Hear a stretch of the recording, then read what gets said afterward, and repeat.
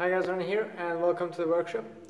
Today's video is going to be aimed at the road riders among you, and I'm going to talk about mountain biking.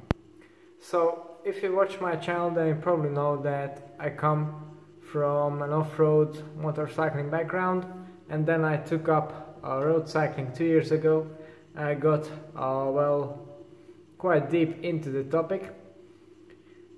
So last year I was thinking about also trying mountain biking, and this year I finally got myself to do it and put together a bike for cross-country racing, and I have to say it was quite a good choice, and I'm going to tell you exactly why in this video. So the first thing is you can learn quite a lot of bike handling skills, bike control, and generally you become a better all-around cyclist, I think.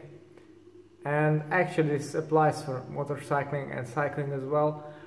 If you can ride off-road, then you can ride anywhere. So that's a skill set that can come very handy. Then the second thing I like cross-country racing, in cross-country racing and mountain biking in general, mountain bike racing, is that it's not really a team sport. Even if you are basically an amateur rider like me and compete in a pretty high level event, if you have a license you can. In road cycling you can't really, unless you are on a team with the required level. And you can be successful as well, because in a marathon, for example, it's just a very long time trial with some technical bits in it, and that really suits my power profile, I think. So this year I've also done quite a big road race, but of course I was smacked in it without having a proper team, but I did pretty decent, I think, for my level of fitness and skills, or for riding skills in mountain biking, because ultimately it's just about your power to weight, and how long can you sustain that. Whereas in road cycling, team tactics, etc. all come into play, and also you really need more of those sub-maximal efforts. At least in marathons, you don't really need to, bridge gaps, do breakaways. You just ride your own pace and hope for the best. So yeah, that's another neat thing I like about mountain biking. And the third one, I've already mentioned that, was about accessibility. So I've done UCI C3, C2 and C1 events, so pretty highly classified events in mountain biking. In my first year of mountain biking this year, I've scored my first UCI points, and I just can't see how I would have done that in road cycling. And generally, yeah, it's just much more accessible. If you look at a mountain bike race, the level of riders, well, at the marathon, for example, go from the very bottom, super beginners, maybe first couple of times on the bike, to continental level or pro level professional riders, I meant to say. So yeah, the diversity is quite great in there. And also when we factor in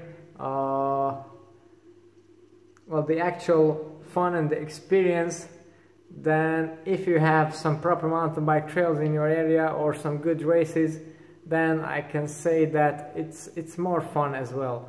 Of course, road riding has its merits, but these four definitely stand out for me, and that's why I tried mountain biking.